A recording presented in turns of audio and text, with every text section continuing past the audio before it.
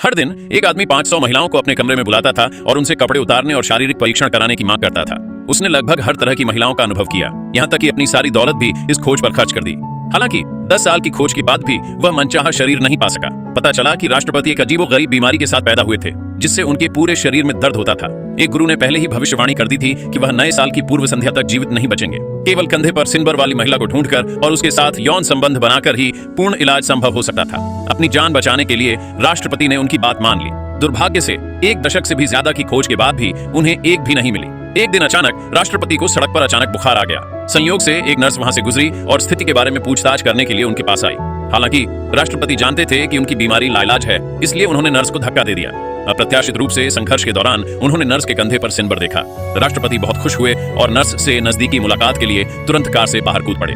हालांकि नर्स ने उन्हें थप्पड़ मार दिया, यह सोचकर कि राष्ट्रपति असभ्य हो रहे हैं। फिर वे गुस्से में वहां से चले गए। हालांकि आधिकारिक कार्ड गलती से जमीन पर गिर गया। राष्ट्रपति ने जल्दी से उसे उठाया और उसकी जांच की। फिर उन्होंने तुरंत अपने आदमियों को उस महिला की तलाश करने का आदेश दिया। इस बीच महिला अभी घर लौटी ही थी कि उसने अस्पताल के निदेशक को देखा। इससे पहले कि वह कुछ समझ पाते, महिला की सौतेली मां उन्हें बॉस से शादी करने के लिए मजबूर किया गया, यह दावा करते हुए कि 180,000 युआन का सगाई का उपहार पहले ही मिल चुका है। न चाहते हुए भी उन्हें शादी करनी पड़ी। महिला का इनकार देखकर सौतेली मां उन पर हमला करने ही वाली थी। तभी सीईओ के आदमी आ पहुंचे और करोड़ों युआन का सगाई का उपहार देने लगे। ये फू हान चुआन और उनकी बेटी की ओर से कुलीन परिवार को दिए गए उपहार थे। हालांकि सौतेली मां का मानना था कि ये उसकी अपनी बेटी के लिए थे।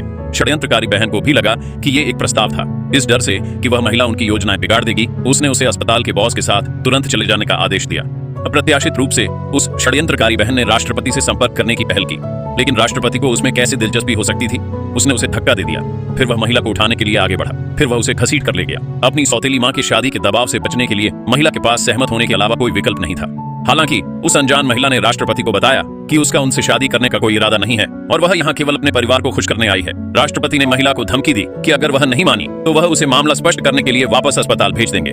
उन्होंने यह भी कहा कि उन्हें केवल 7 दिनों के लिए शादी करनी होगी और फिर वह आजाद हो जाएंगे। महिला ने सोचा कि यह एक अच्छा सौदा है, इसीलिए वह खुशी खुशी मान गई, इस बात से अनजान कि इससे उसकी जान जा सकती है।